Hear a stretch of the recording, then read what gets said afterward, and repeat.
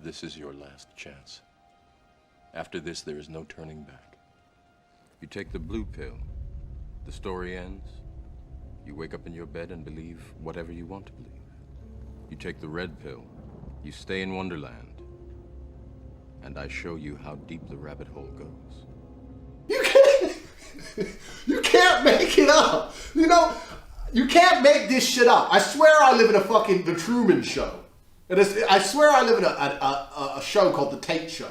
And this is all a big setup. Because I go through my life, and every single person who comes for me, every single one, not just this dickhead, it's happened time and time again.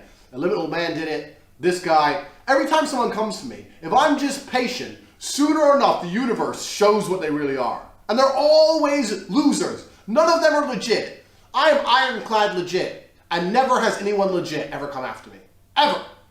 This is like, it's like the simulation. I'm going to war. I'm out here in the streets. How do you think I'm making all this money? But what do you do? But like, you're not fighting a battle. All I do is fight. My life is a fight. What do you mean I'm not fighting a battle? I'm fighting a battle against the oppression of humankind. How are you doing that?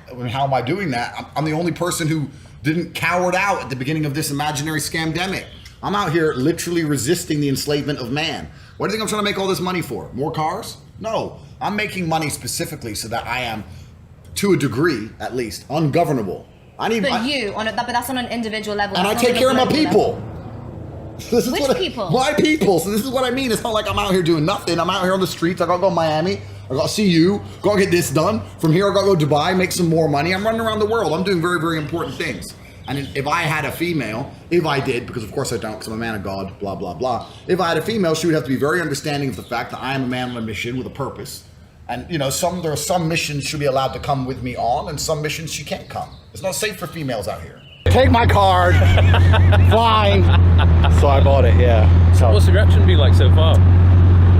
Yeah, everyone likes it. I mean, obviously it's a standout car. There's only 60 in the world, and this is the only one in the world in this color. So everyone knows it's mine. I've had free hotel upgrades. Every hotel I park at, they come over and say, "Oh, would you like the suite? If you leave the car out front." I'm like, all right.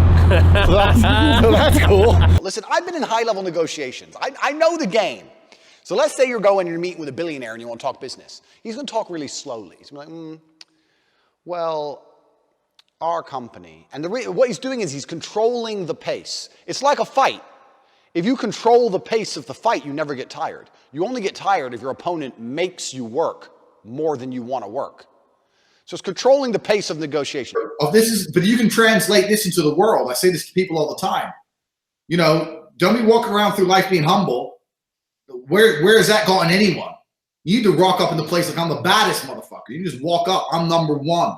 Tell them, the girl you want someone to fuck, my dick is huge. Let her find out the hard way. At least you get what you want. She can be like afterwards, well, that wasn't that big. You're like, well, who cares? Still bag you. I told everyone I'm going to be world champion. Years before I even had a British title, before I even had an English title, I just started fighting. I was like, oh, I'm the next world champion. Yeah. And I just started saying it, but I said it with genuine conviction. I knew I would be the best. I genuinely knew I would be the best. You have to understand that this world, everyone constantly tells you, do not be arrogant. Do not have an ego. When I had my Twitter, I put my ego into overdrive because I found it entertaining. But people will constantly tell you to not talk in a way which is full of conviction. People do not like you to be arrogant and have an ego. This is the worst thing ever. Let me tell you a fact, number one facet of a G mindset. Your life is never going to be worse if you walk through the world believing you are the fucking man. Right? Not enough people approach things in life with absolute tenacity. And if you approach anything in your life and you destroy the idea that you could possibly fail, which sounds easy, right? But you could do well. If a man told you he could rip your head off with his little finger and you could tell he really, really believed it, would you want him to try? No. You'd be like, no, that little, maybe. I don't know, this guy is way too convinced. But it's very rare to meet someone who's serious about it, in my experience. If you're truly serious about brute willpower, you could achieve anything. Like, you could do absolutely anything. That's what it's all about. So I've just had the same universal stubbornness and refusal to fail. And anything I've ever applied it at, I've done very well with for that reason. Listen, here's the thing about winning in life. There's no such thing as Rambo. Everyone has this idea of this lone cat Rambo kind of thing. The most dangerous people in the world are people with networks. They're people who know people.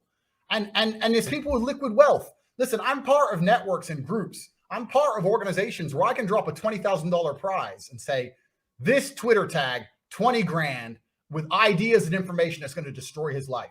That's all I did. It took 3 minutes. I had his name, his address, his dad's job, his sister's bra size, you name it. I had all of it. It was done. It took 3 minutes. You know, they talk about women's intuition. It's real. Women's intuition's a real thing, man. They've evolved with it. They've evolved to sense danger. Just like we used to said earlier about humans as an animalistic, women have evolved to tell if you're a creepy weirdo. This is like this is to preserve their life. It's a preservation strategy. Women can talk to you for a few seconds and go, something's wrong with him. He's odd. They're good at detecting things. So I don't think it's very much as much what you say as it is how you say it. And I know that's a bit cliche, but if you come across and you're genuinely confident and they can genuinely feel a vibe from you that's not creepy, you can say anything. I think you can go up to a girl and say, excuse me, sorry to interrupt to her friend, be very polite and say, I just want to say you are absolutely beautiful. And if you say that in a way that's calm and nice and cool and you come across nice, I don't want to ruin your night or nothing, but I'm going to buy you both a drink and I'll leave you alone. They're going to be, oh, okay, cool. I think you don't have to say anything fancy, right? But if you come over and like, oh, and you fuck it up, then you're a weirdo. So it's all about the delivery. I think that's how it. No, Twitch is important for me because there's a lot of people on Twitch who need my help. I'm sent from another dimension. I call myself Morpheus, saying I'm hacking the Matrix, but you can say it's the CERN wormhole, wherever you want to call it. It is the wormhole. I'm from another dimension, and I'm here to help the young men of the world. Good. It's amazing to me that young men will sit on Twitch and play video games all day long and spend all of their time trying to amass virtual currency so that they can spend that virtual currency becoming as big, strong, rich, important as possible. But in the real world, video games. In video games. But in the real world, they don't do the exact same thing. You're supposed to amass currency, and you're supposed to use your time cleverly to upgrade your character.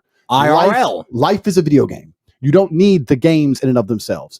And I have nothing against the guys I've been twitching with, but you're right. There's a very, very strange worldview where a man has no fundamental duty and no innate responsibility to defend a female who he loves in the event of a house break-in. Once you stand there and say, well, she might be a better shot than me, that is the biggest cop-out BS. Well, his girlfriend is not a police officer. She's a Twitch streamer.